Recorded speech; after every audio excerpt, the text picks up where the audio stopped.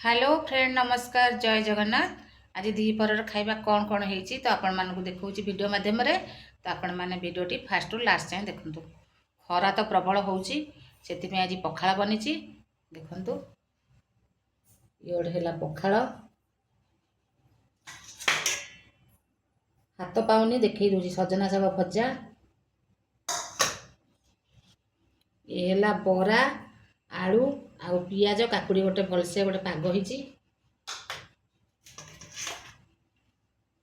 बड़ी चूरा आ पोटल आलू भजा संतुला आचार आंब एबे खाइबा आरंभ करिबा।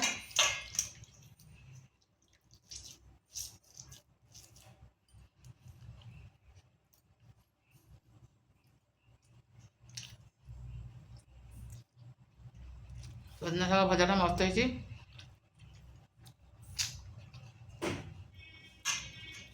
बड़ी चूड़ा टे खाई बड़ी चूड़ा नंबर 1 सब तो टिके खाईद काकुड़ी तड़ा पोटल आलू भजा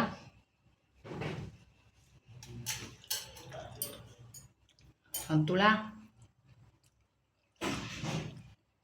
सबरा बहुत टेस्टी है।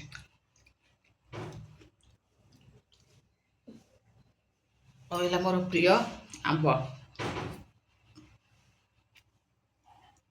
आंबटा पूरा मीठा अच्छी